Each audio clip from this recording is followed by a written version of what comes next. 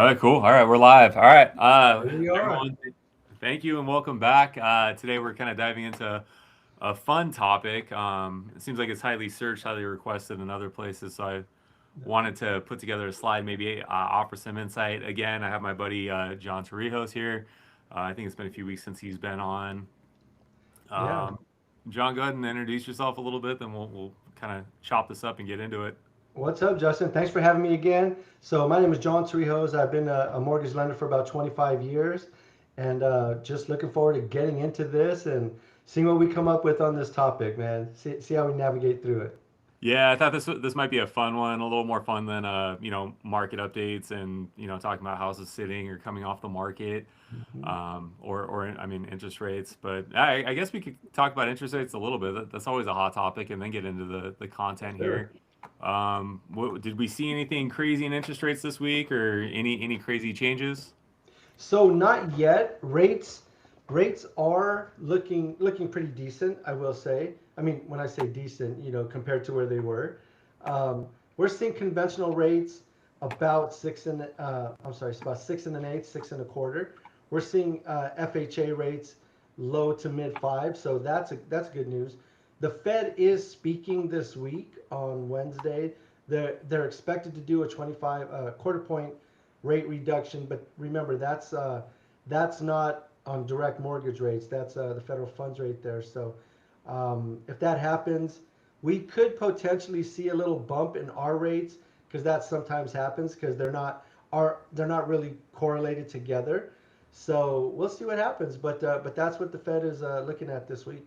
Okay, and I've always noticed that it's when the Fed announces a drop, rates kind of pop back up a little Yep.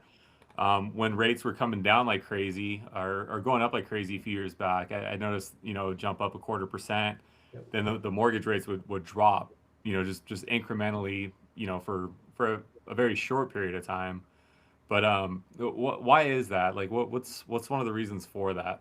So you got to remember that mortgage rates are based off of the 10-year treasury, mortgage-backed securities, that type of stuff. Whereas these other rates, they really don't have anything to do with each other.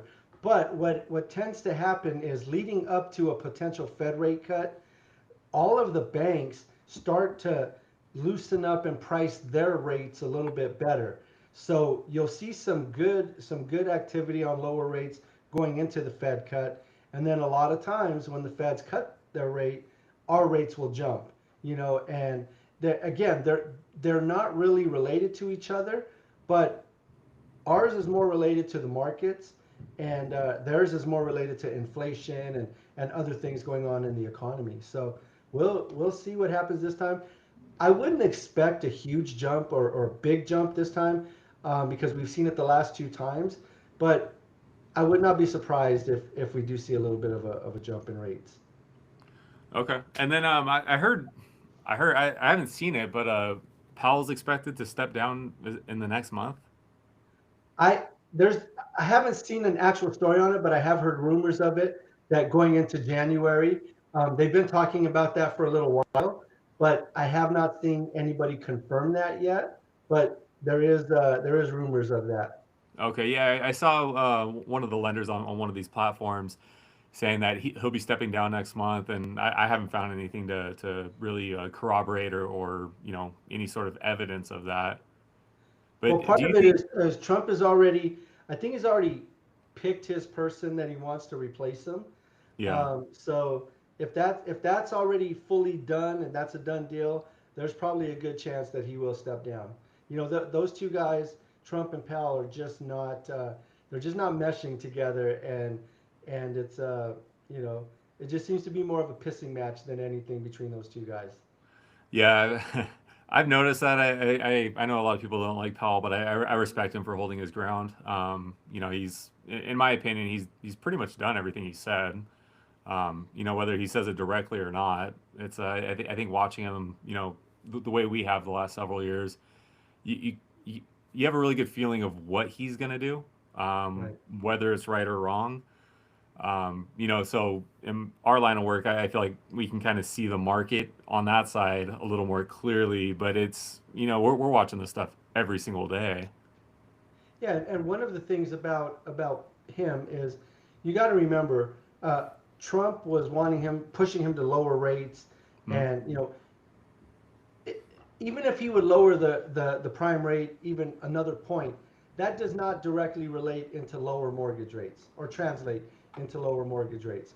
It could help, but that's not really how it works, So we just got to wait and see. I mean, even the new person that comes in, they're going to still be dealing with the same things, right? They're going to be dealing with the economy, with inflation, with all of the stuff that's happening. So it's just going to be a matter of what's really going to happen and what's really going to drive rates down over the next year. Yeah, and it's not like they have some magic wand where they can Yeah. just everything's fixed or everything's better. And That would be nice, right? But I mean, it could be nice, but it could be bad. I mean, like I think we talked about it before. Imagine if conventional loan rates were 5.25 next week. What do you think would happen if they went down to 5.25? There would be a frenzy of people looking to buy. I have some listings that would move really quick. Yeah, I yeah, like that, but yeah, for long-term economic stability, yeah. it's not the smartest move. Right. Absolutely, man. So okay, let me share my screen here again, and All right, let's we'll check get it out. going with this. So okay, something I wanted to cover, on this page and just put my 2 cents on was Mamdani's housing plan for New York City. I know that's a big talking point, a big point of contention with him, winning that mayor race and what that could mean for New York. And I thought it'd be kind of fun to dive into how California could model something like that, or possibly take that template and make it applicable and see what that would look like in our state, since this is more or less a Southern California page. So, like I said, we want to understand the different strategies for solving some of the shared national affordability crisis. Because what a lot of the politicians are talking about is how do they fix this, and what could that fix look like? Yeah, it's an interesting topic, man. I mean, we'll dive in and see what we come up with. Yeah, and I try to include as much data as possible. Obviously, I'm not a New York realtor, so I can't speak exactly to what they're dealing with there. But doing a lot of research, it's pretty evident. Median rent in New York is about $3,500 a month. Rents have rose 20%. Let me go back. 20% since 2019. Obviously, the pandemic, pricing on everything went up, which we've covered ad nauseum.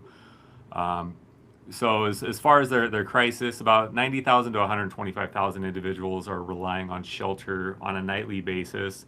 That's a very jarring number. And how do you fix something like that?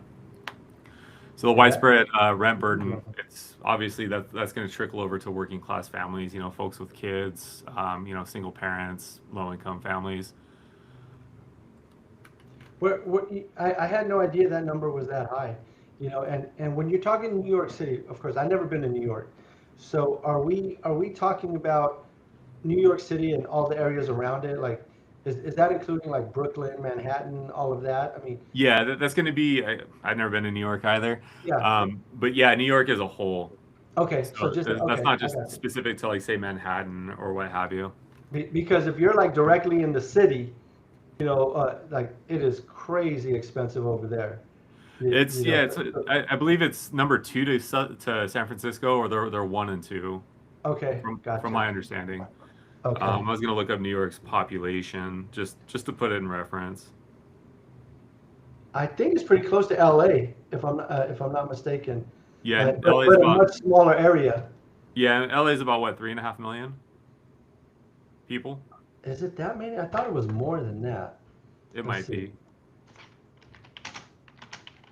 This is where I need to get like a producer. Well, that's why we're here, man. Yep. We New need York, it. the state of New York is 8.5 million people.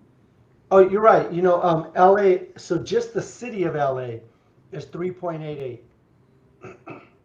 That's huge because Yeah, what almost the 4 million population of the country is just for the 350. city. Yeah, so New York State is 8.5 million. And LA County has had almost 10 million in 24. Dang, yeah, that's So, That's more of the number I was looking at before, prior. Yeah. But yeah, that's a huge number. So yeah, New York 8.5 million for the state. So LA County is bigger than New York. That's wild. But when you put in perspective, the space is like New York has so much less space than we have here, right? Hmm. I mean, so when you're comparing just one county to a whole state, like that's pretty nuts, man. The amount of people that's in New York.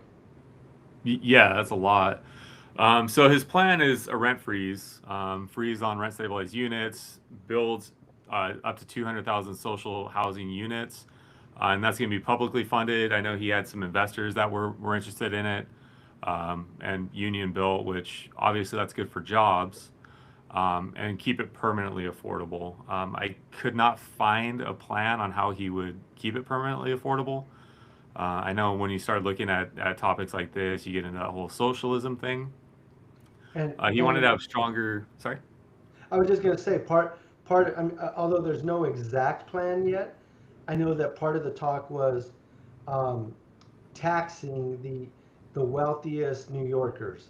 And I don't remember what they considered wealthy, if it was 1 million and above, but that's where they were talking about funding a lot of these things. Yeah, I saw that too. I don't. I think is. Let's see if I could pull that up.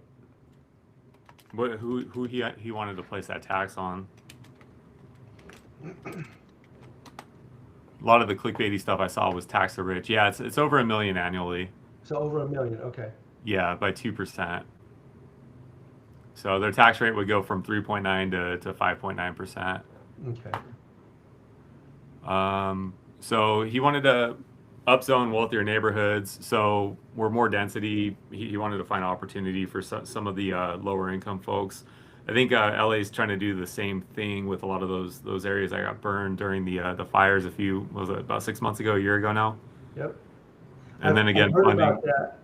Hmm? I've heard about that by the rail, by like, isn't it by the transportation areas, like train and bus areas and stuff? Yeah, they were trying to make that more feasible by basically building up some of the city transportation or county transportation, Yep. which makes sense, but that's a whole nother a whole Yeah. nother topic. Yeah.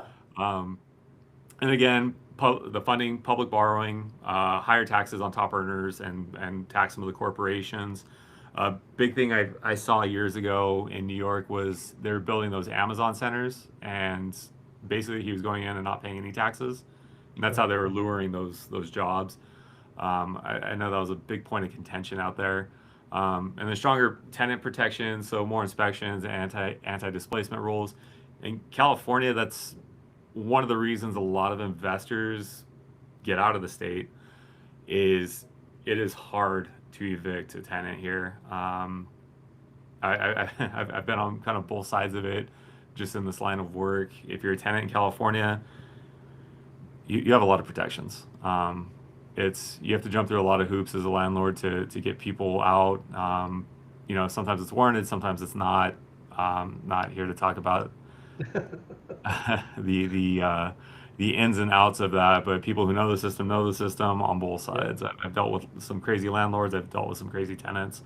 I'm not sure what that looks like in New York as it is now, but just based on that point alone, I could see a lot of current investors or future investors, really getting out of the business of that in New York. I can tell you, can't speak on New York, but on the California side, we've already seen a lot of investors go to other states, Oh yeah, other landlord-friendly states where, I mean, and it's not that you want to evict anybody from their home for no reason, right? no, But I think when it boils down to if somebody's not paying their rent for 3 or 6 months, a landlord should have the right to be able to have them, removed from the property. Um, yeah, absolutely. And I think what a lot of people miss or don't realize, especially in this kind of current climate, is most investors or most landlords are people that own two or three properties. yep. It's a mom and pop that Mom and they bought pop. that 2 bedroom 3 bath 20, 30, 40 years ago. Yep. went and bought the same thing, and that's how their portfolio is relatively small. One of the big misconceptions I see is that it was a BlackRock or one of those companies owns all the investments in Cal, or 90% of the investments, which is not true at all. Like, it can be further from the truth. I I saw something on social today that said BlackRock bought like 30,000 homes. It was just ridiculous, and it was a totally false post on social media that they're really not buying. They're exactly what you said. There's more investors that are mom and pop investors. Somebody that might have two or three or four homes. That doesn't make you wealthy. That you're just another person running a business, right? A rental business. And if somebody's not paying, if you have one or two tenants not paying their rent for 3 or 6 months, and that happens on two of the homes, I mean, that could literally break somebody, with having to make those payments. So, yeah, Yeah, it's you got to flow. Let's yeah, just say they bought it a decent time. Within the last 10 years, right, you're gonna have a $2,400 mortgage. Once you you don't have that coming in monthly, and you're covering yeah, yours and the other operating expenses. yep, It's risky. There's a lot of risk to being a landlord in California. Um, absolutely. that's why a lot of people are getting out. I know a lot of investors I talk to now that they're not even looking here, or they just accept that their margins are just going to be razor thin to be able Right. to operate in the state. Yep. Yeah, we're seeing that across in California for sure. Yeah. So why this plan exists? Some of New York City's problems, as we said before, rents are up, 30-35% since 2020. Vacancies are extremely low in affordable areas. So what that means is there's a lot of competition, so they're able to keep raising rents. I don't know that New York has a rental cap. In California, it's 10%. So if you're an existing tenant, your landlord can only raise your rent up to 10% a year. So now when those vacancies, becomes vacant, somebody gets priced out or they move on, the landlord can take that home and take it from what the previous tenant was paying and take it up to market value. So if it's a $3,500 neighborhood and the previous tenant was at $2,000, once that tenant's gone, they can take that house, put it up to the actual market rate. Oh my Um, goodness. so with that much competition or that many people looking for homes, it's getting easier and easier. That's why you're seeing these areas rise so fast in value and rental value. I mean, it it goes back to the supply and demand thing, Mhm. right? I knew a guy that was renting a property in the Moreno Valley, at Tsunami Ranch actually, and he initially listed his rent. This was a few years back. He Yeah. listed his rental for, I want to say 2,600, and he put it on Zillow, and he was just getting blown up with the calls. So he took it up to 3,000, and was still getting a lot of calls. And so, I mean, the demand was there. I can't say if it was right or wrong what he did. I'm Mhm. just saying that the demand, the phone calls slowed down, but there was still a lot of calls for a $3,000 a month rental versus that same property going for 2,600. Yeah, and that, like we saw that stuff explode over the last, Mm-hmm. during COVID. Right. Like personally, what I'm seeing with rentals, going back to California, is they are sitting longer, and I think that's compounded by all the apartments coming in, people's incomes getting lower, or not lower, but just not rising with the rate of inflation. Also, a lot of landlords had the luxury the last 4 or 5 years of cherry picking, the most qualified folks. So instead of that 550, you can't buy a house at five. Well, you can't buy a house at 550 credit score now, but up until a few months ago, that priced people out, so they would go Are, rent something.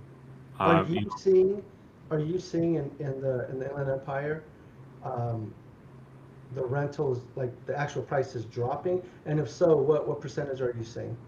I'm seeing them drop, but it's by about $50 to $100 at a time. Okay, so One of the issues I think that's causing that is a lot of landlords got used to looking for people with like 650, 700 scores. Where I, okay, I think in our current economic climate, that's not the, I don't want to say it's not the norm, but it's not as typical anymore. got it. Credit card debts are up, student debt is up, so it's really starting to affect people's Yeah. credit scores. So I think a lot of landlords are starting to slowly realize that, and instead of adjusting credit scores, they're looking for, they'll drop the rent by $50 or $100 to go with that stronger credit score Yeah. applicant. And Um, it's funny you say that. I was talking to somebody Thursday. She does sales and she's a realtor. She does mhm. sales and rentals, and that's exactly what she said. She said that you come in a little bit lower, and you're getting a little higher quality tenant, a higher credit score tenant that Mhm. maybe had some additional funds, and because I don't know what the rules are on rentals, right? But as far as the amount of money they can collect now on first and first, what do they call it, first and last, and security First deposit and security stuff. deposit, then they'll have like key deposit and or Yeah, pet deposit. yeah, yeah. So somebody told me that just the other day as well. Yeah, and then they're also looking for, they want to see, like, there's income guidelines. So a lot of them are looking at 2.5 to three times monthly what the rent is. So if it's a Right. $2,500 rent, they're looking for $7,500 in income. Yep. You That's know, what they so said. when you throw the credit score issue in there too, Yeah, I think a lot of people, their credit scores are affected just because they're getting into yeah, trouble right now. yeah. Exactly. So again, some of the problems: severe rent burden across working class families. So, if you're middle class, I'm not sure what middle class is in New York. California, they say it's, about, let me go back. California, you really need to be making about 120 to 140 to be considered middle class or lower middle class even. So, that's 140 a year, like monthly income. What would that be? About Well, 8,500 a month? well, Uh, 120 is about 10 grand a month. okay. So you figure another 20 grand, probably about 1,500. So about 11,500 Yeah. a month. And when you talk about affordability, right? You have parts of California, even a $600,000 home could be a 4,500 to $5,000 payment. So you're already almost half of that 11,000 income. Yeah. Yeah. And If you if, were buying, if you're buying on that side of things. yeah. And if you're not like a dual income family, it's Yeah, how many jobs out here anyways are paying that much. yeah, yeah. So if you got two kids, it's, yeah, like that 120, it's not going to go as far as, not nearly as far as it And, used to. and and don't forget two car payments and school loans and three credit cards. Yeah, yeah, and probably So daycare in that situation. yeah, Um, it's tough. yeah, and so with median rents, in the area being about 3,700, you got to be making at least what we figure right now, about 12 grand to 15 grand a month. So yeah, that's about 12 grand almost. If they're looking at that three times your income. Uh, Yeah. So yeah, long story short, shelter system is over capacity. People are stretched thin, so I see why they need help, and I see why a plan like this would be attractive to, lower middle class folks. Okay, so now some of the criticisms and challenges. Rent freeze may reduce repairs or investment. As we've already covered, a lot of investors are going to be discouraged by these types of plans. If you're going in and you're making a very low percentage from an investment standpoint, it becomes a lot more risky. It makes a lot less sense. For, like we covered earlier too, a lot of folks that own only two or three, if you're only making a couple $100, when you start having those repairs, ACs, roof, windows, etc., that stuff's costly. Absolutely. Um, yeah, estimated cost to the actual infrastructure is going to be about 40 to 60 billion. Developers warn of reductions in future supply. Shelter system is over capacity, as we've already said. So severe rent burden across working families. Yeah, it's tough. I mean, when you're trying to do that, I talked to somebody just today actually, making good money, but because of rent and other things, they have not been able to save to buy a house. So I mean, again, I know we're talking about rents here, but I think Yeah, they correlate to both because he's renting currently, um, and trying to still make an income, and he is a one income family, trying to still make an income, save money, pay rent. It does become a little difficult for some people. yeah, absolutely. It's tough because if you're making, let's say 12,000 a month, your rent's 4,000. That's a third of your income. If you're a $12,000 a month employee, you're paying what to taxes? It's probably about 20 to 30%. Oh, So your yeah, yeah, take yeah, home's closer to 9,600. Now half your income's going to your rent. You still got to buy food, like we said, two car right, payments, possibly daycare. It's system's getting overloaded. yeah, for sure. Okay, so now we'll go into the Southern California comparison. I was looking at Los Angeles, Inland Empire, and then taking that versus New York City. So average rent in LA, and this is on the very low end, 2,700 to Yeah, 2,800. For a single bedroom, you're about 2,100 to 2,200. Homeless population in the county is estimated. I don't know how you would get an exact number on this, because right, they're transients. 72,000 for the county, 43,000 for the city. So obviously the rent burden is extremely high. right. So Inland Empire average rent about 2,100, and that's on the very low end. Like I'm in Moreno Valley. I do a lot of business Moreno Valley, Riverside. I'd say that number is closer to about 2,500, 2,800, and that's on the low end. That's for a 3 bedroom. Single bed about 2,000 to 2,100. If you look at apartments, you're probably about 1,800 to about 2,200. And rents have gone up 15% in the last year, which is the fastest rent growth in SoCal.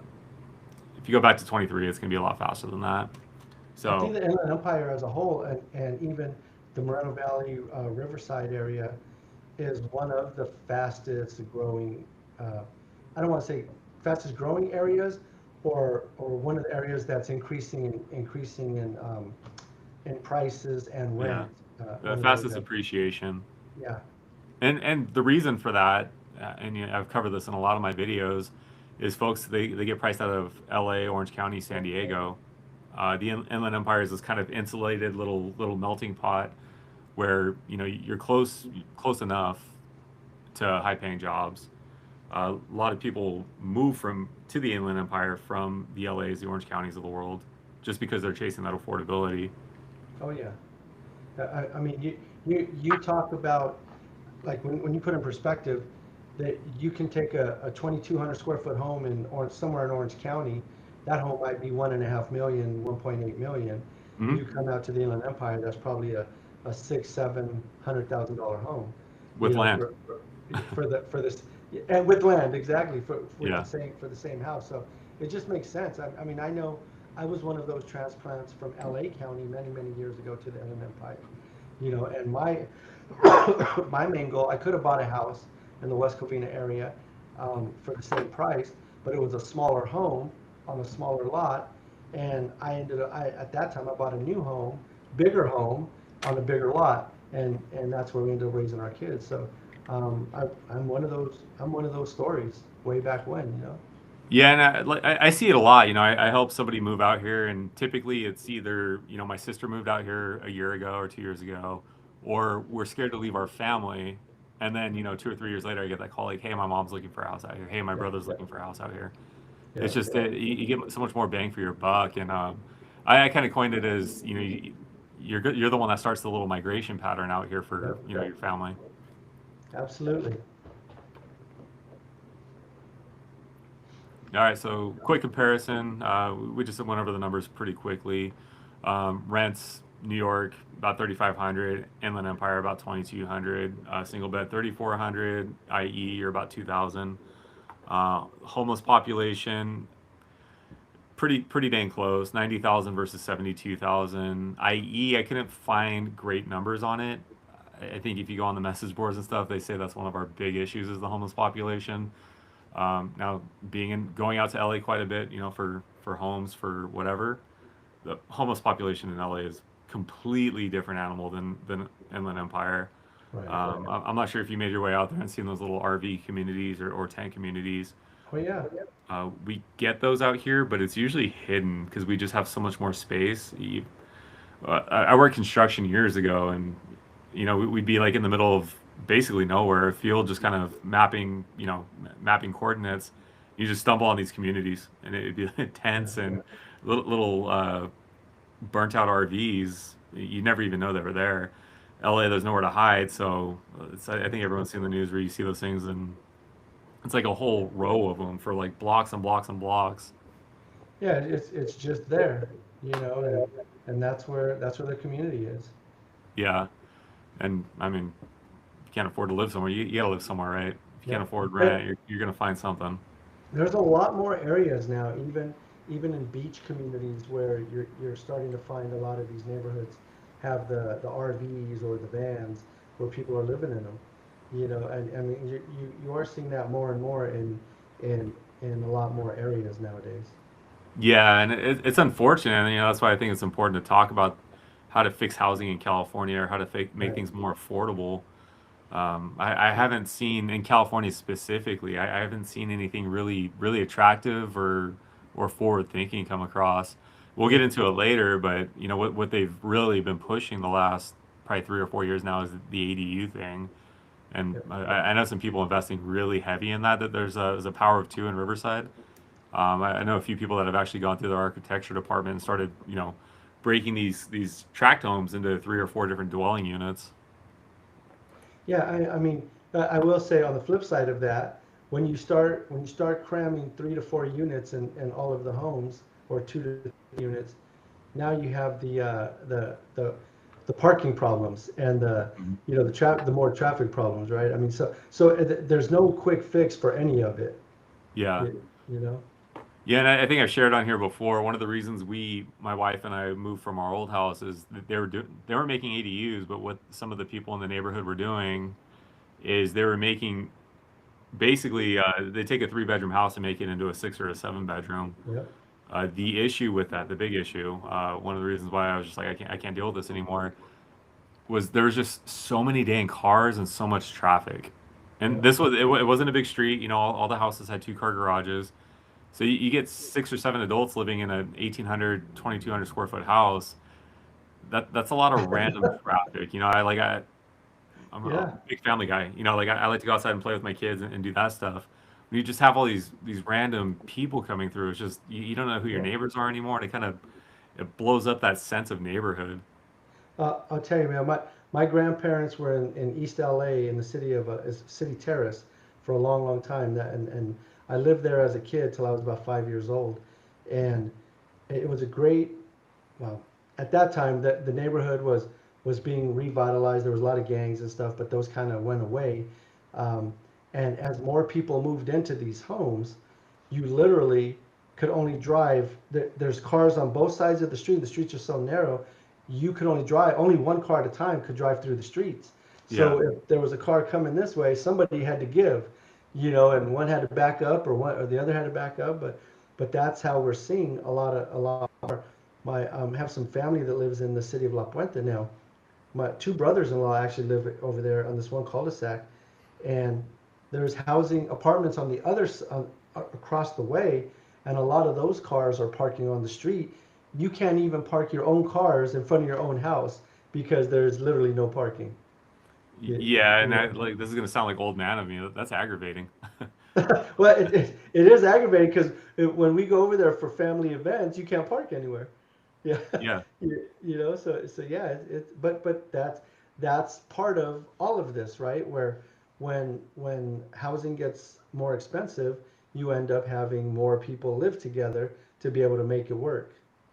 Yeah, and it's like what I'm noticing with a lot of the new builds now, especially when I post on some of my other social media, is people are looking for that downstairs bedroom and bath because they're moving, mom or Mhm. grandma or whoever in with Yep. them, or it's like two families like kind of moving in together, and Yep. eventually they'll split the equity or one will buy the other one out, but it's having those that extra income to be able to float that house note.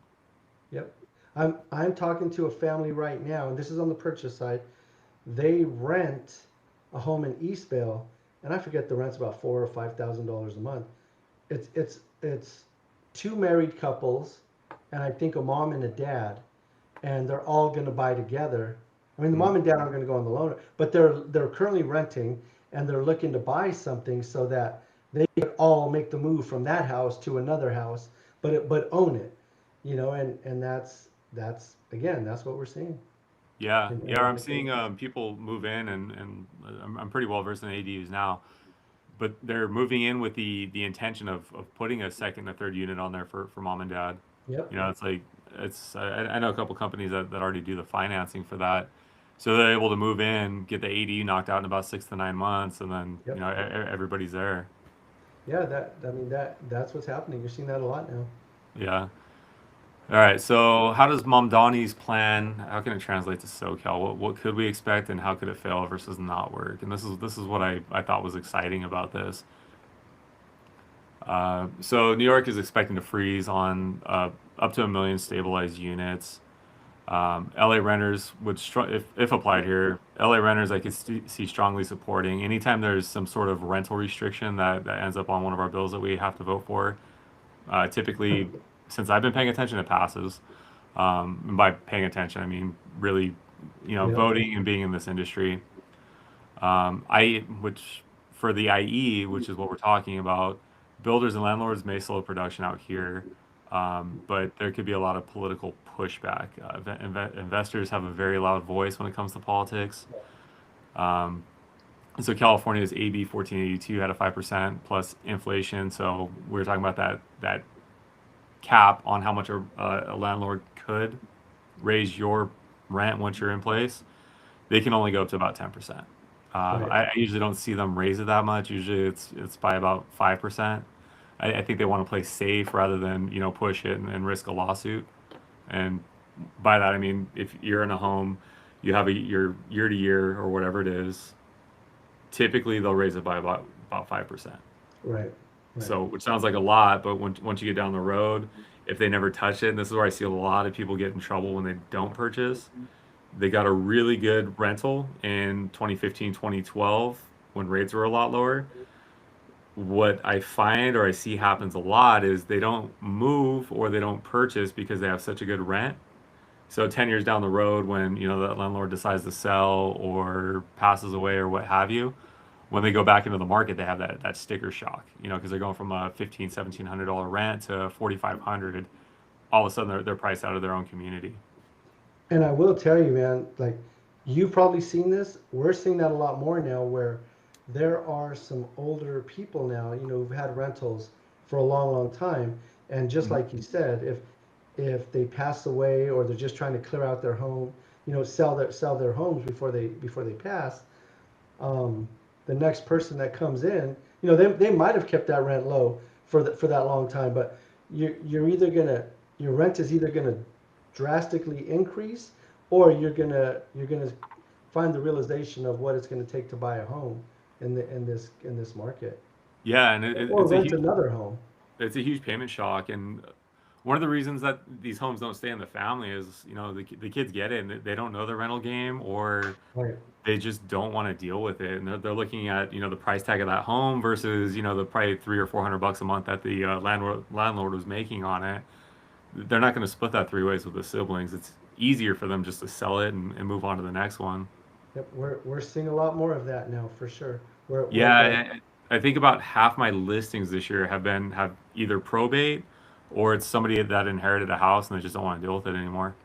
I had three recent transactions in the last, probably since September, October, three transactions that were like that. It was actually the trust was selling them. The parents or whoever was living there passed away, and yeah, and you're seeing that. They're just Yeah, ready to cash out.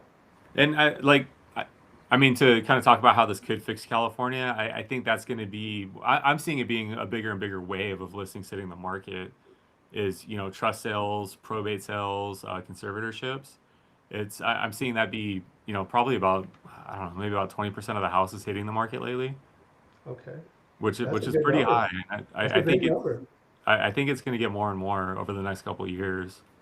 Well, well, I mean, I don't know if you know the statistic or not, but and it may be different now, but a few years ago, the statistic was there was over 10,000 people turning 62 or older, Mm, and that was going to happen for about 19 years. That's the baby boomer generation, right?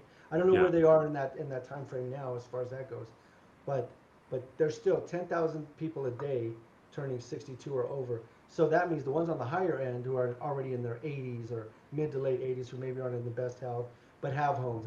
That's a huge portion of people that own homes free and clear right now. So it makes sense that you are seeing a higher amount of listings that are coming from that demographic, probate sales, trust sales, and that type of stuff. Yeah. Have you heard the term silver tsunami? Yes, absolutely. Okay. It sounded kind of like cryptic when I first heard it, but I feel like that's what we're seeing now. We're just Yeah. seeing the beginning of it. Because hmm boomers, you said, are about 62 years old, 62 and older now, right? Yeah, and it could. I want to say I think it is 62 and older. My Mhm. brother-in-law just turned 60, and he's not a boomer, so I think it's about 61, 62. Okay. So yeah, yeah, that puts it right on path. Yeah, And I know the average lifespan is we're getting dark, but the average lifespan is what like what for men now I is what think 77? I was gonna say I think it's mid to high 70s.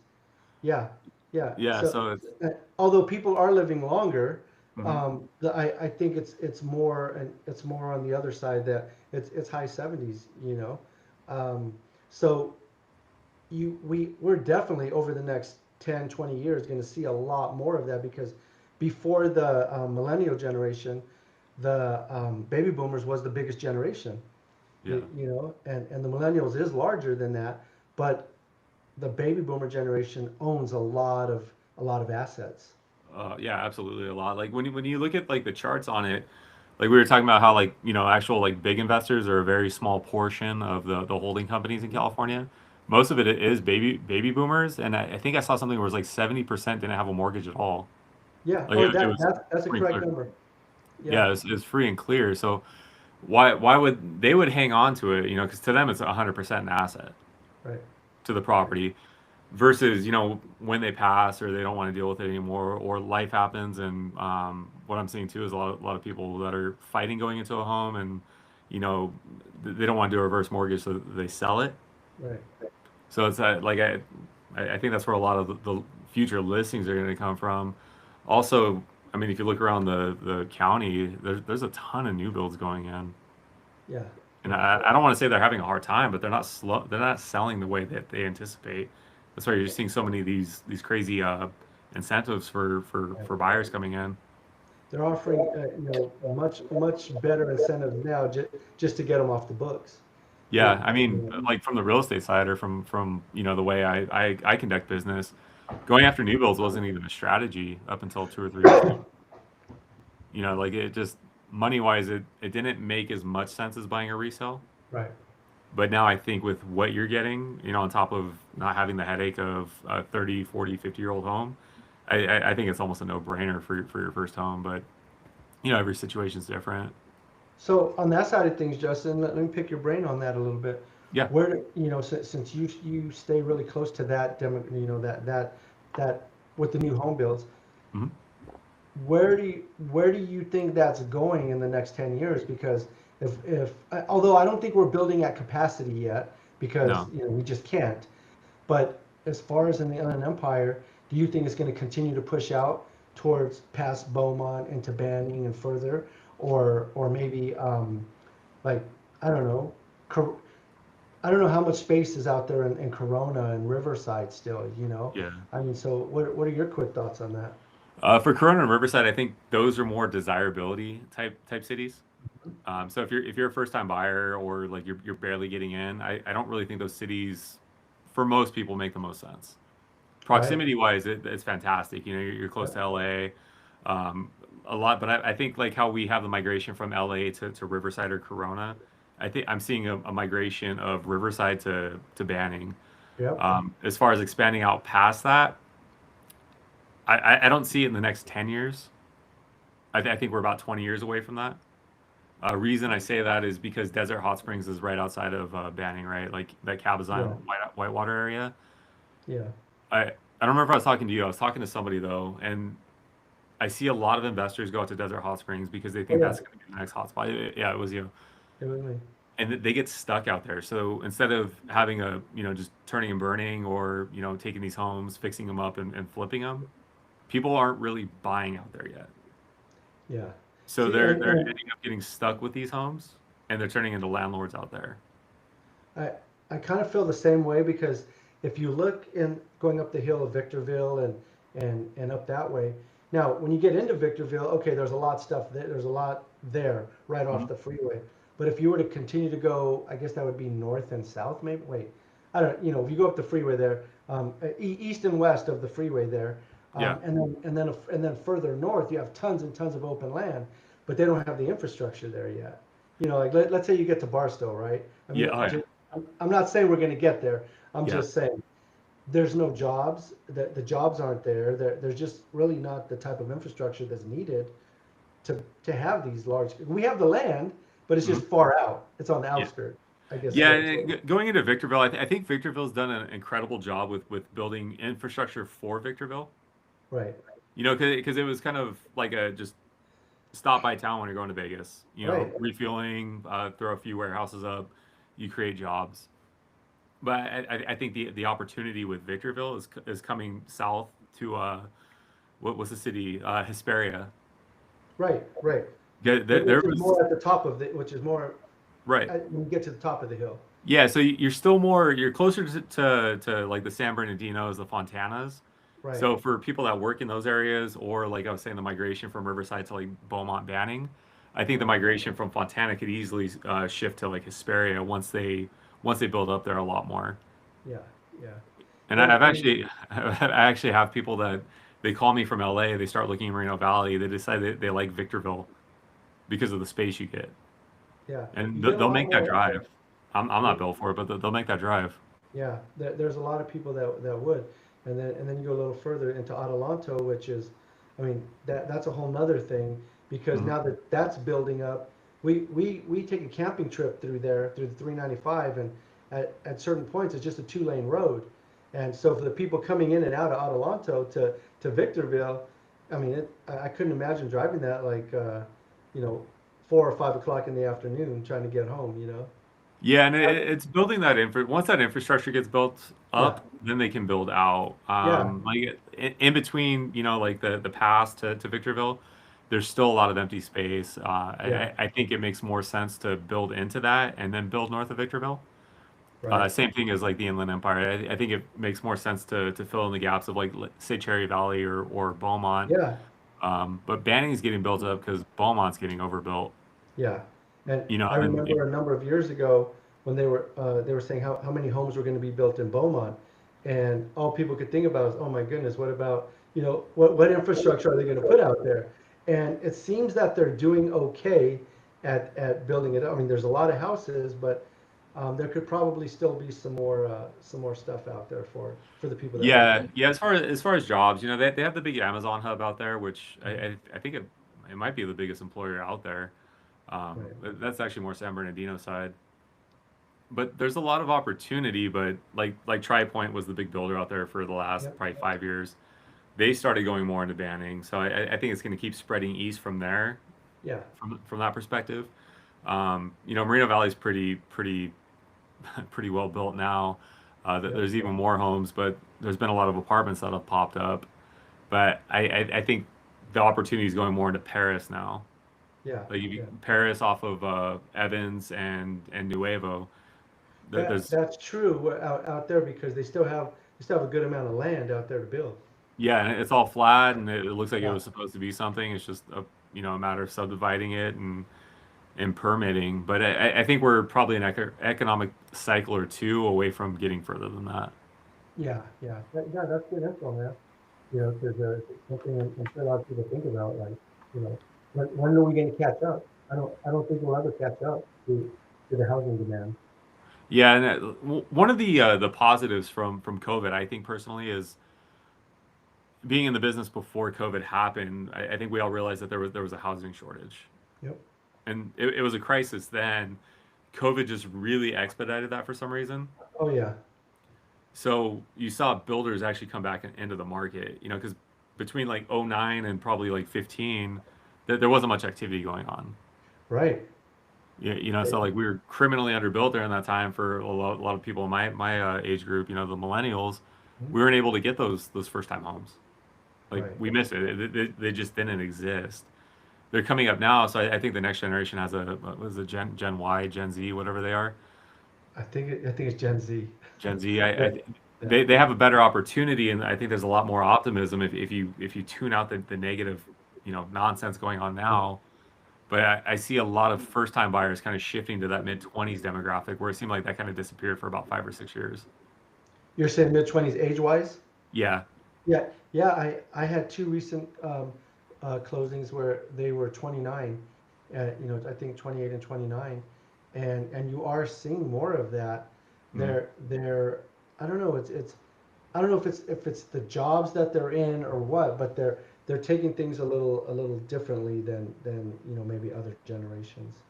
Yeah, I think they're just more savvy with how things work as far as because we're kind of like in more of a gig economy type Yeah, situation now. yeah, It's yeah, like I'm 40. I notice a lot of people in my friend group they kind of have more of an older mindset where they don't want to learn the we know Uber, but we don't understand it. We know AI, but we don't understand it. And this yeah, isn't a knock. It's just, like I think the younger generation is more savvy with how to make money in that regard. Not that they're yeah. all I like agree. and driving Ferraris, but it's just those odds and ends builds are Yeah. odds and ends bills. They figure out they're a little bit smarter about figuring out how to pay those. And I think the mentality too is let's just get into something at this point, Hmm. because you're right, they do see the opportunity. They're thinking let's get into something instead of overthinking it and saying, oh, we're going to wait for this, we're going to wait for that, or this has to happen or that. When the opportunity is there and it makes sense, why not? No Yeah, and matter what age it's you are. like your first house. Like I don't tell my buyers this, but the thing I heard before I was in real estate was beg, borrow, steal to get that first house. Yeah, whatever it takes, right? Yeah, Yeah, and I did it and it paid off. right, I'm right. not saying like be irresponsible or take advantage of anybody, but like me personally, I sold literally all of my shit to buy my first house. I Yeah, bought a truck and I was like, I can't afford anything else except for this truck. Sold the truck, made money on it, and I'm like, oh cool, I could almost put a down payment on a house, and literally sold all my other stuff that I cared about, and yeah. it worked out. I don't think a lot of people have the desire to get into a house that way. But It's for me, it worked it's out, and I hard. Yeah, it's hard to see past where you are right at that moment. yeah, Like you're not looking 10 years down the road. You're looking at what do I have today and why don't I want to get rid of what I have today? It always makes sense, right? Sacrifice today for some benefits tomorrow. yeah, and I had the at the time it was hard because I was I had a kid that was I think he was under 2, and just when I was looking at apartments, and I was like, I think I could figure out a house for about the same price, and it just Yeah, made more sense to me personally. yeah, absolutely.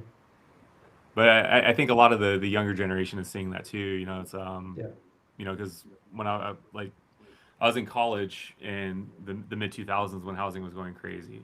So I was early 20s. okay. I think a lot of people like we're talking about like mid 20s, late 20-year-olds. They were in college when everything was going crazy with COVID. So they have an understanding that the market's going to Yeah, appreciate it. yeah, yeah. So yeah, I guess Um, kind of working a full circle, it's pretty similar. I will say a lot of people your age as well. Um, like you said, you were in college. Well, when the market crashed the last time, there's a lot of millennials that were teenagers at that time, right? Hmm.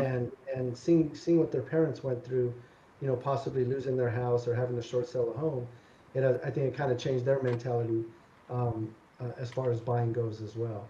Not that they don't want to do it, they just have that scared or that fear that something like that could happen to them. Yeah, and it's important to see that stuff, because we were on such an economic run or a crazy run for so long, Yeah, because the market really appreciated I mean, it's still appreciating, but it's been doing that since 2011.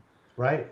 So if you're a teenager in 2011 and you saw your parents get this like crazy big house for dirt cheap, I see why the mentality would be okay. Well, let's wait for the next crash.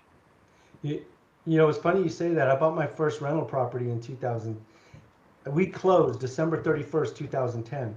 Okay, so the end of 10 to beginning of 11, in my opinion, that was the absolute bottom of the market, right?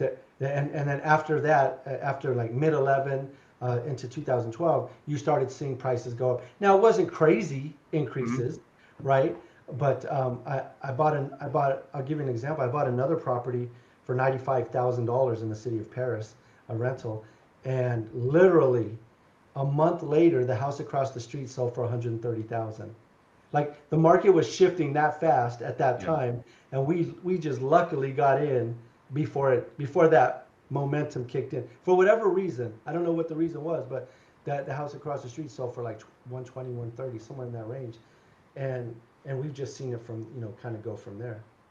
Yeah, and I kind of had a similar experience because I bought my first house at the end of 2011, and like I said, I wasn't in real estate. I had no designs on getting into the business at all, but I had a lot of family in it, and so going through because I graduated college 2008, and I remember Okay. watching my parents' neighborhood go up to they bought their house in 1989 for I want to say it was like 110,000.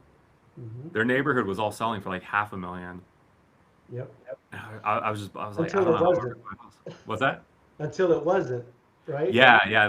this was like '06, '07, and then all of a sudden Yep. everything was not all of a sudden, but over the course of a couple of years, Yep. I think the neighbor's house sold for like 130 or 140,000. Right. And it's like, holy crap, what a fall from grace. So I was always watching the market, not like I was in a position to time it, but I was Right. able to get into a house at the right time. It just happened. Right. It worked out really well. And then same thing as like what you were saying is like my first house is a little two bedroom, one bath, 800 square feet. I was just happy to get something. I Yeah. planned on being there 10 years. Market rebounded within about 2 to 3 years of that. And then, by that time we had another kid. So we were looking something bigger than 800 square feet, because Right. with a toddler and a wife, one bedroom doesn't really cut it. And, Yeah. it worked out. But with that, it's, that was an anomaly. That wasn't the norm. Yeah. I think statistically, if you go back to what the 60s, there's been two crashes similar to that, right?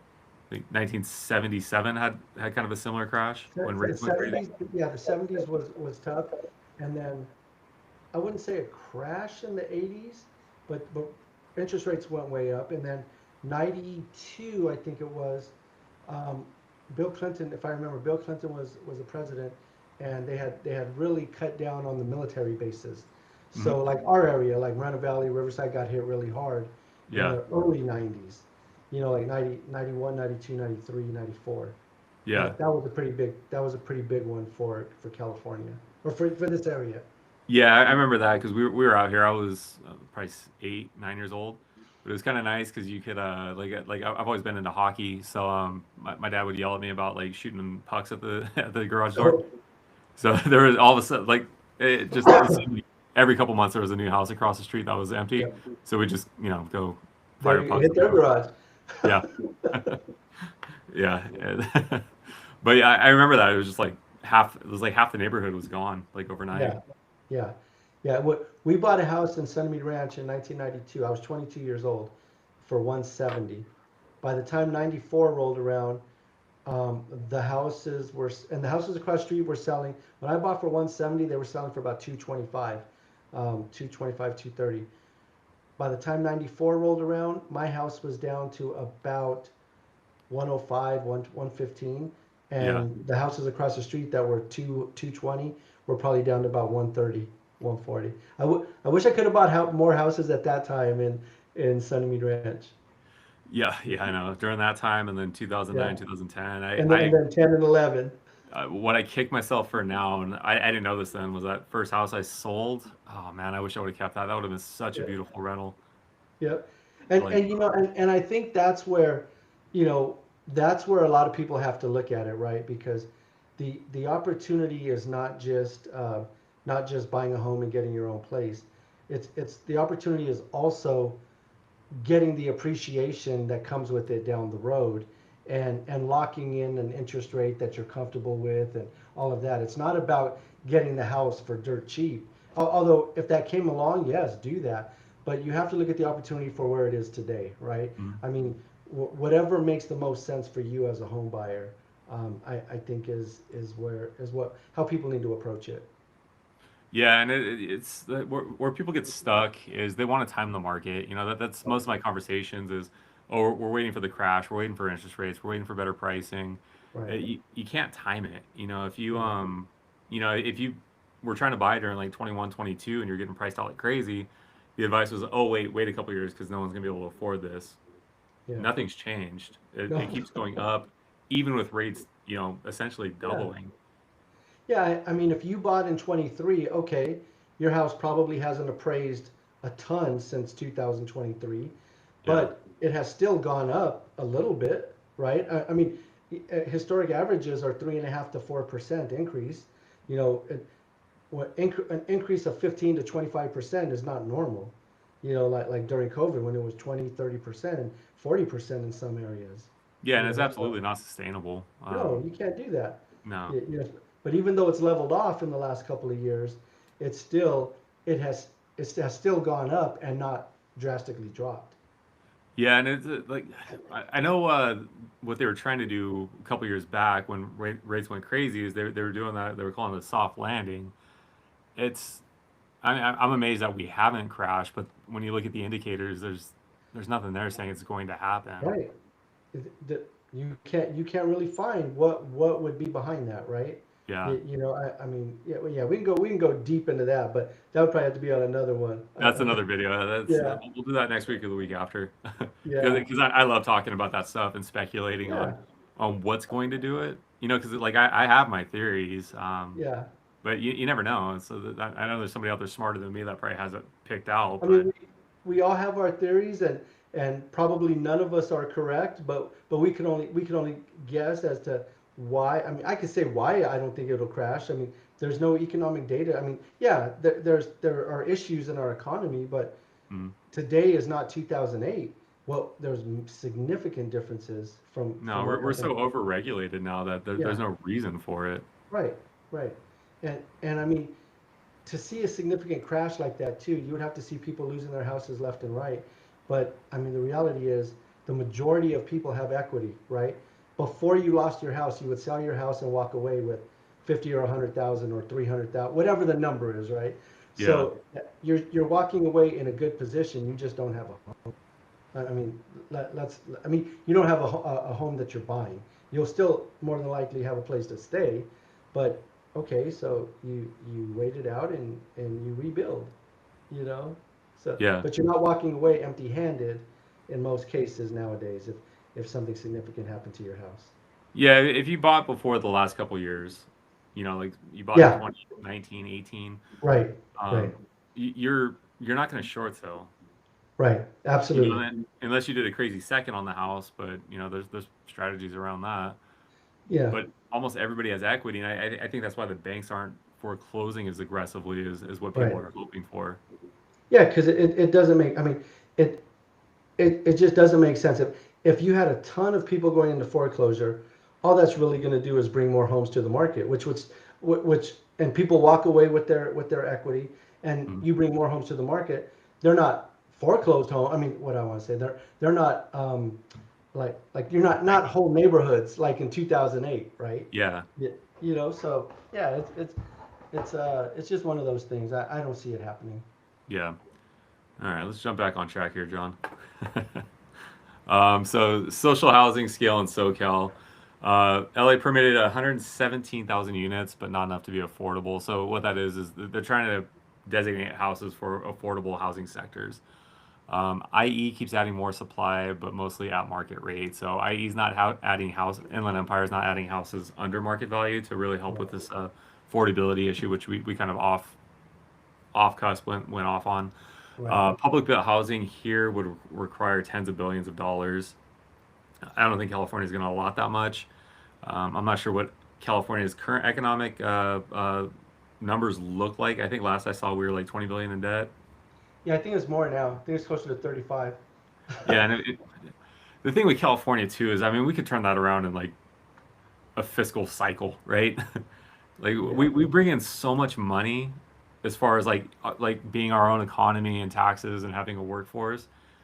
They could cut programs to get us either flat or positive again. So $20 billion, it's not nothing to laugh at, but it's not like the United States where we're 40 trillion in debt.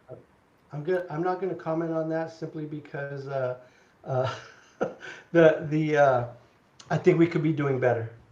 Oh, absolutely. Yeah. No, I as, completely agree with as that. far as who's managing this state. So Yeah, I'm not I'll leave saying it like at go out that. there and just be as ignorant and irresponsible as possible, but with Yep. the right leadership, to your point, yeah, we could easily be in a surplus. Yep, I agree. And we were just a couple of years ago, by the way. So Oh uh, yeah, we, we, we were in about a 30 to $35 million surplus, and all of a sudden it's gone. But nobody knows where it went. That's my sarcasm for today. yeah. And my next career path is to get into politics. There's way more money in that. Hang out with Nancy Pelosi a little bit, but and then and Exactly. as we were talking about, there's limited land to do construction in Southern California. I think we do have quite a bit, but if you go out to like LA, they're not as abundant with land, and that's Right. how the Inland Empire was created. Is this nice little melting pot of LA, Orange County, uh, folks looking for more affordable housing. Yep. Uh, One of the other things kind of inhibiting that though is high construction costs, and I think higher startup costs. As far as getting permitting and red tape through cities and counties. I know a lot of that was alleviated through COVID to help with the deficiency in housing, which is why we have such high housing costs now. Right. Yeah, that's a big one. And I remember I heard, I think his name was Chris Thornburg. He's a local, he's an economist, and I think he's out here in the Inland Empire somewhere. Heard him a few years ago. He was saying builders, he like to try to make it affordable, cities and counties would have to make the whole upfront process affordable. He would say before you even cut into the dirt, he used a number back then. I think it was like $100,000 just Hmm. to get the permitting and everything, just to be able to start the build. So when you're already starting from behind, you know, you need quicker ways to get permits and a little more affordable for the builders on that end, so that it's not costing so much upfront as well. I mean, and then you throw in the building costs, right? How much everything costs nowadays to build. So um, Yeah, it's hard to make affordable housing because it's really not. I mean, it costs a lot to build these things based on yeah. based on the numbers of today. Yeah, it's the. I mean, obviously, there's a lot of overhead, and I may be wrong on this, but I think one of the reasons a lot of the builders are offering so many incentives and they're able to bring in their own financing is because they're seeing that there's more money to be made on the back end on the lending side. Mm, So essentially becoming their own bank. I got it. mean, that's my theory on it. I could be wrong, but I I think they're haven't just heard that, so yeah. I couldn't speak on that part. I, But to me, it's kind of like going to a car dealership. They're going to offer you way better everything to use. If you're buying a Ford, to use Ford Bank.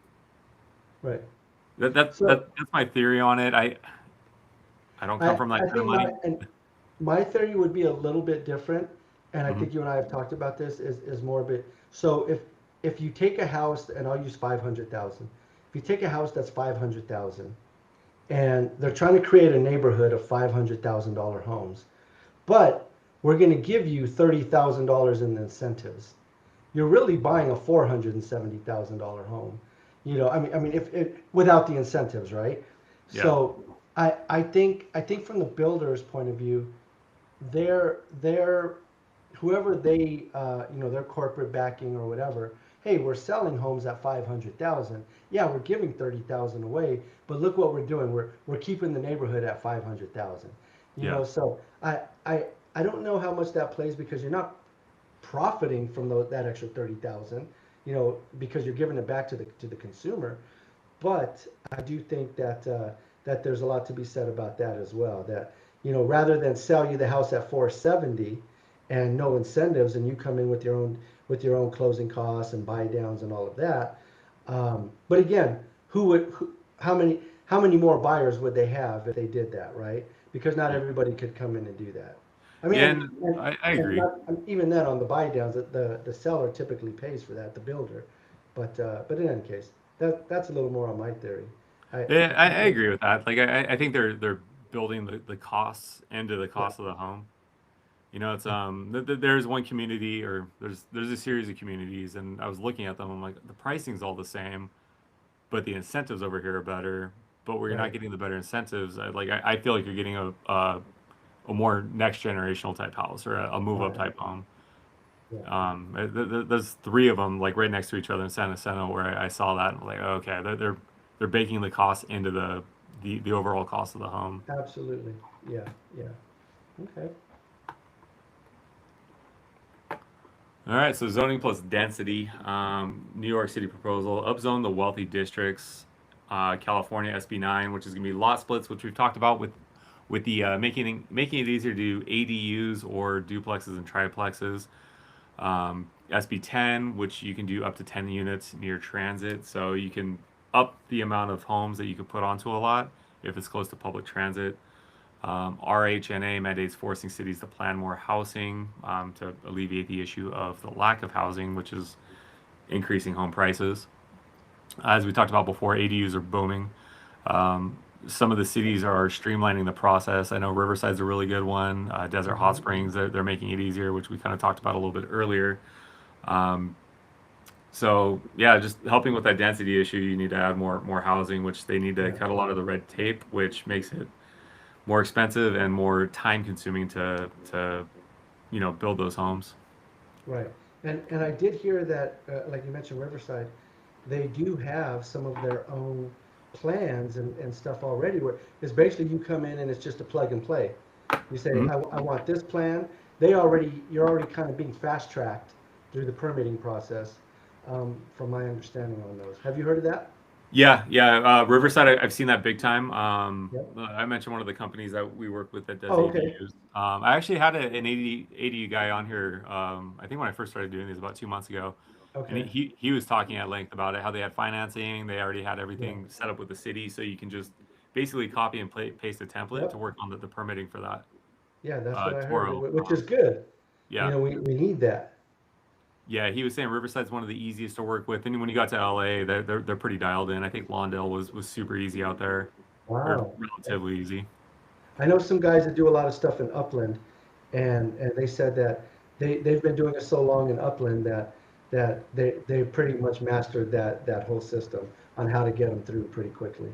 Oh, Upland, that's interesting. I like that area a Yeah, lot. yeah, yeah. All right, homeless response. New York City, it's shelter based. Southern California, Project HomeKey that was converting motels to permanent homes. They were also offering those vouchers out there to get folks off the street for a little bit. Prop One, which is new bonds for behavioral health and housing. If you do any studies on there, there's always a strong correlation between mentally ill and homelessness. So California is taking more of a behavioral science approach to the issue. All right, so if California adopted Mamdani's approach, what it might look like a statewide rent freeze, which could be limited by AB 1482, which was that rental cap, uh, 5 to 10% thing we talked about earlier. We need to make about 300 to 400,000 public built affordable housing units available. Major tax shift to fund construction. I don't know how much California could actually afford to shift taxes. Um, one Hey, of the biggest exodus things from California is wealthy taking it to Florida or Texas. We literally yep, just saw that with Elon Musk. yep. I mean, it just makes more sense to take business to other tax-friendly states, Hmm. you know, and it is unfortunate because we are one of the best states, as far as everything, weather, just so many things. And when you see these companies leaving and taking those jobs, right? I mean, it's a Yeah, big deal. yeah, and then I mean those tech jobs or construction jobs or Yeah, manufacturing jobs. Those are good paying jobs. yeah, yeah. So another effect would be slower building times and higher cost per unit, which really just is not an intelligent move for California. Um, Uh, I mean, if you want to talk about slow building times and everything, mhm. let's just really quick talk about the Palisades fires, right? Yeah, I think it's been closer to a year now, and the first home just went up, and they just showed it over the weekend, I believe. yeah, I saw The that. first, and it's actually not even a home that's for sale. It's a home that a builder purchased. I mean, a builder was already working out there, this builder, my understanding, is going to build about 100 new homes in this community. So, but this is just the first one that they're going to use more as a model home. So my point to that is we're already a year past that, and people have still not broken ground out there.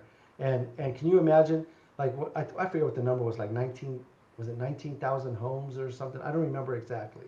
I don't But remember, but it but was. when you talk about rebuilding that, I mean, imagine how long that's going to take.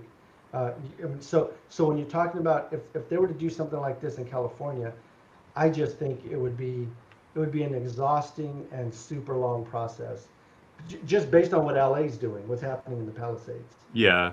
Well, you said what about 19? How many? 19,000? Wasn't it about 19,000 between Altadena and the Palisades? That sounds right.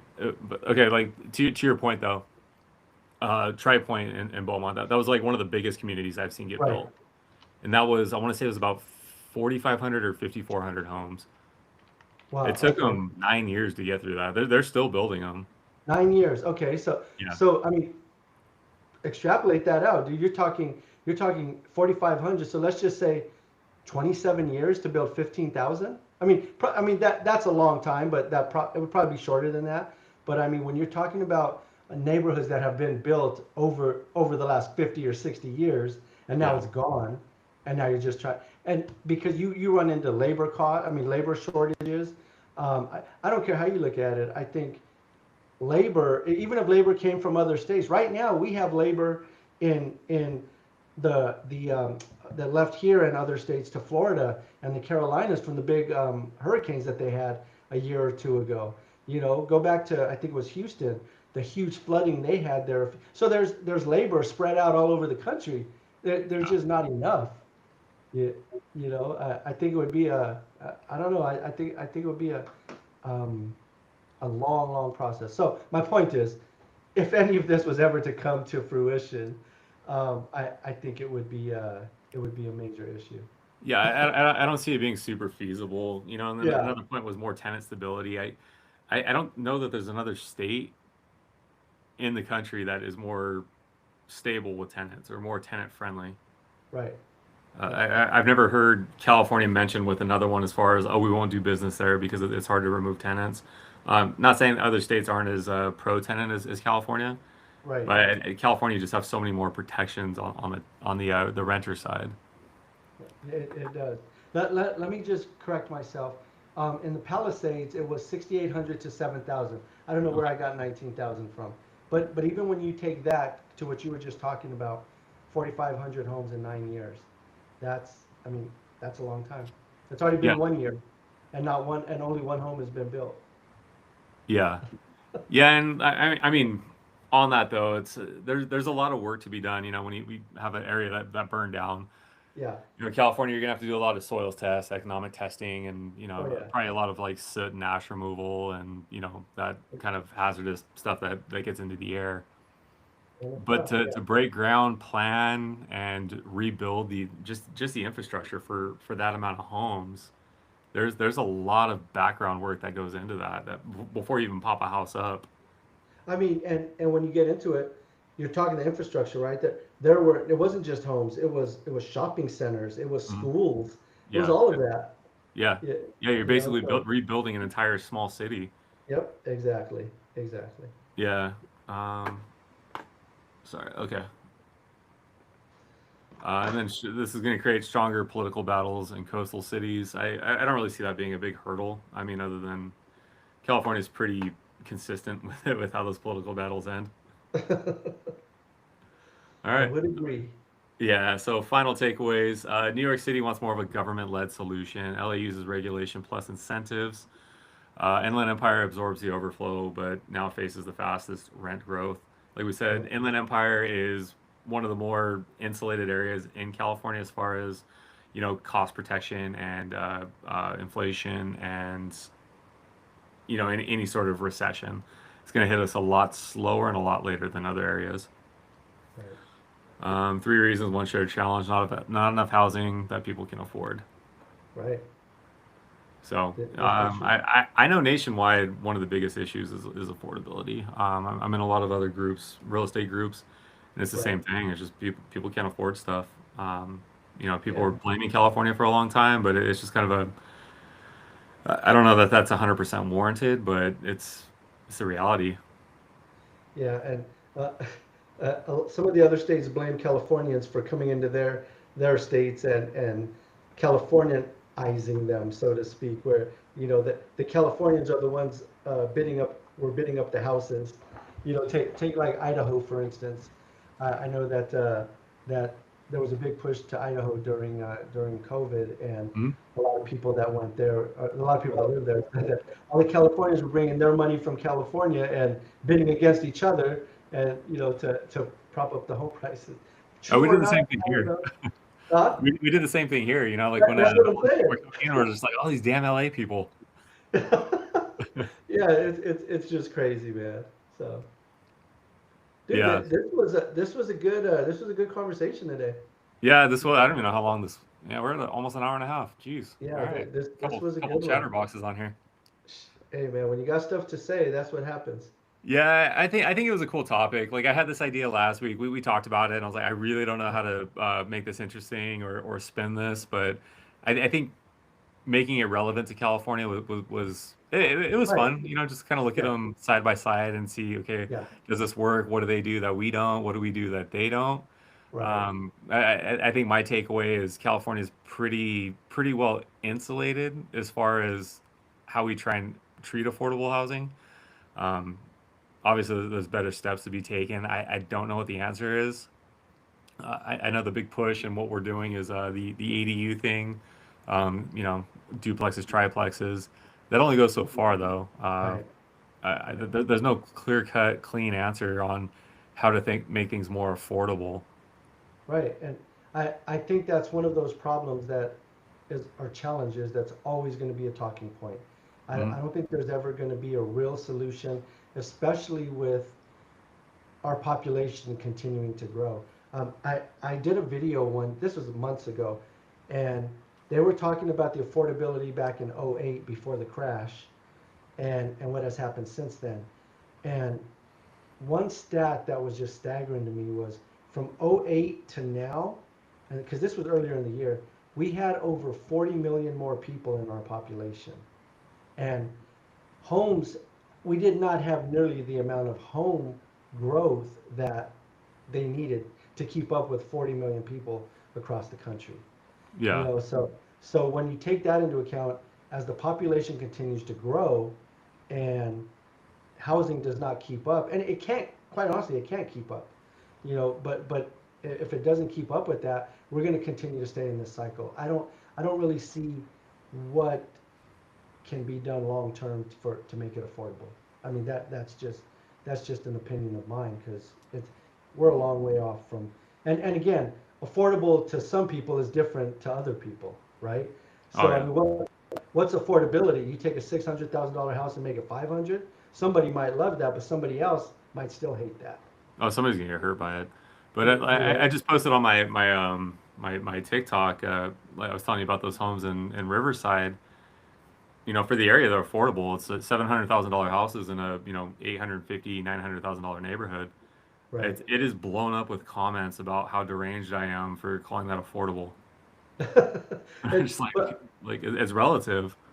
but when you put it in perspective, you're absolutely is relative to the neighborhood, right? Yeah, If you came across a $500,000 home in a $600,000 neighborhood, that's an affordable house in a higher price neighborhood. I mean that's just so again, yeah, affordability is different for everybody. yeah. Unfortunately, but yeah, with that, I'll wrap this up. If you're still with us here, this was a long, fun conversation. Any questions you have on this or clarification, feel free to reach out to myself or John. All our information is below, or leave a comment. Any other topics you want to see covered, I'd be more than happy to dive into it at length. Again, thank you for watching. Don't forget to watch or subscribe and like. I do post these weekly as long as pros, cons, and neighborhood tours. But again, my name is Justin King. If you're here with us to the end, thank you again, and we'll catch you on the next one. Good stuff.